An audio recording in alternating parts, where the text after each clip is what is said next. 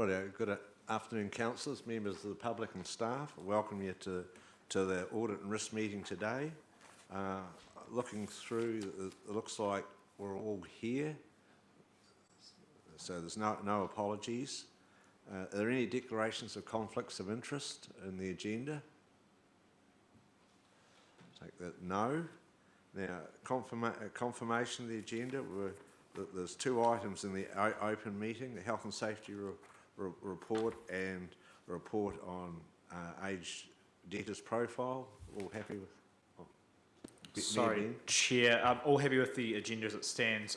We usually get a report from Miles, and I'm guessing it's out of sync at the moment. I was just wondering whether the General Manager might be able to give us just a verbal update if there's any changes with the debt profile, just with the changes in the OCR recently. Through you, Mr. Chair, no, I haven't got that update yet. Miles is still working on getting that through to us. We've got a council meeting and another audit and risk in December, and it'll be up for that one there. But I can circulate it ahead of time if elected members wish. But the OCR rate has come down, and that will have an impact on our interest costs. Perfect, thank you. Thank you, Chair. Okay. Well, we'll move into the first report, which is the health and safety report. Josh, if you like to have through you, Mr. Chair, I will take the report as read, but happy to answer questions. Councillors, are there any questions on this report?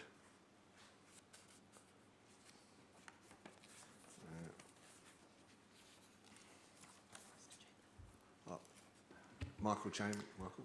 Through you, Mr. Chair, I just would appreciate any comments or reflections on what's happened over the last 12 months to improve the health and safety within the council.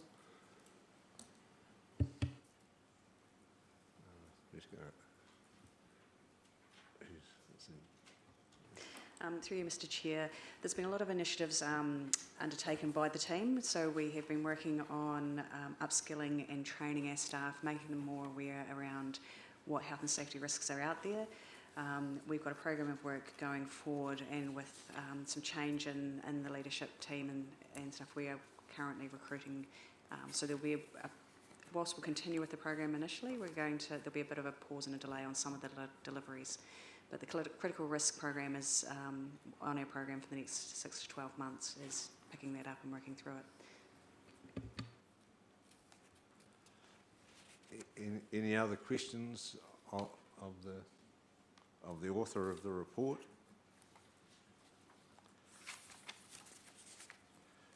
If there's not, could I have a move that the recommendation that we receive and note the health and safety? Oh, sorry, happy to move. Okay. So, could I have a seconder? Seconder John Gardine. Is there any discussion on the report now, or debate about on the report?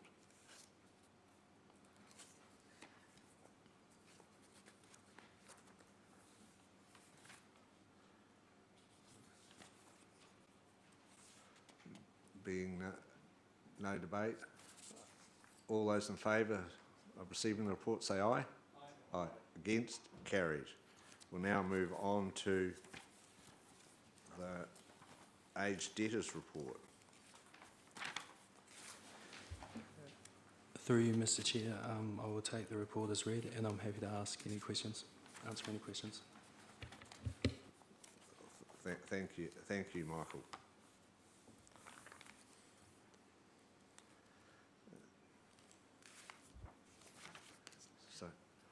Paul. Thank you, through the chair. Just asking that the debtor, the cemetery one, is it the same one that we've been dealing with for the 3 years or so? Yep. Through you, Mr. Chair, yes, it is majority of the same one. Basically, our protocols say that we cannot write off that debt in case there is a headstone on there. When the headstone, if they ever want to put a headstone on that grave, then it comes back up at that point. So that's the reason why we haven't been able to clear that off our bad debts and just write it off.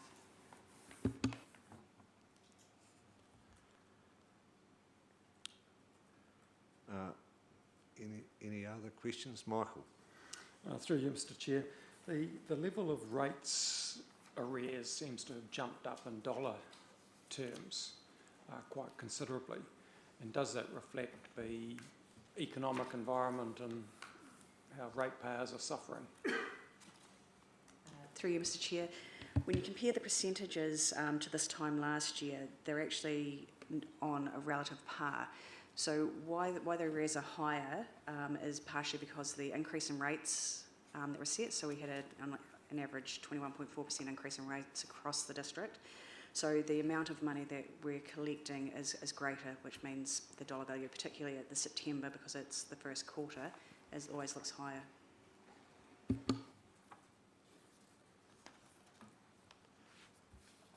I just have one question. You might be able to.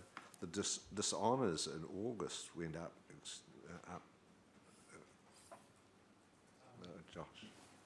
Through you, Mr Chair.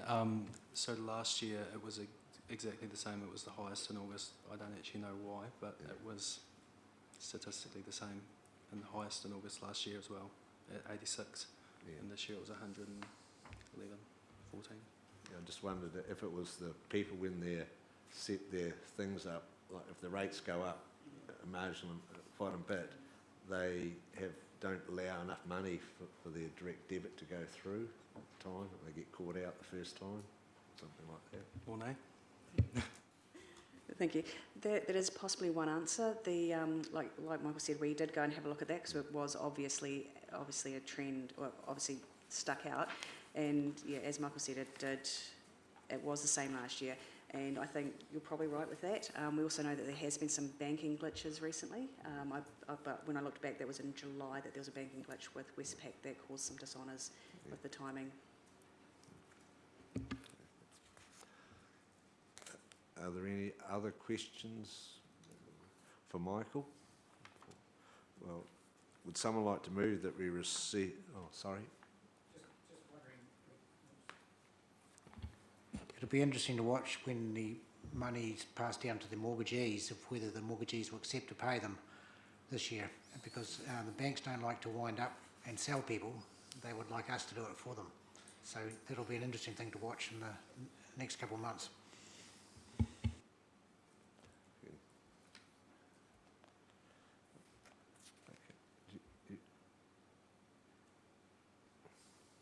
Thank you, Mr Chair. I guess if people, maybe they need to be reminded that if they are struggling to pay the increase in rates, to actually speak to staff and get that sorted before it goes through the banks. It would solve a lot of problems. Are there any other questions? Councillor Stringer. Yeah, through you, Mr Chair. Do we get a breakdown of how many pay, say, weekly, how many pay monthly, and how many pay on the quarterly aspect, just so we know if people are struggling to pay that quarterly amount that comes through, that we should be pushing to them, hey, how about you make it a weekly payment so it's easier to manage? Through you, Mr Chair, each time we work with our ratepayers, we do suggest that. We say line it up with your income cycle. So if you're paid monthly, line it up monthly. If you're paid fortnightly, lined up fortnightly. We do have the data, but not here today on how many are in each of those things. We have seen a significant uptake in direct debits, but again, I don't have that information to hand today. Okay. Are there any other questions of the staff? Otherwise, would someone move that we receive and note the aged debtors report? Michael Chamberlain, seconded by Councillor Reid. Is there any debate, discussion around the table on the report?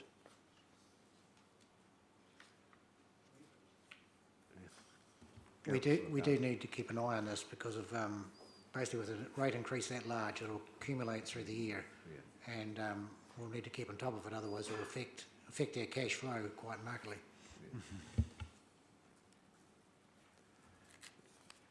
Yeah. Any other comments from or discussion from the councillors? Well, I'll put the recommendation that we receive and note the aged debtors report. All those in favour say aye. Against? Carried.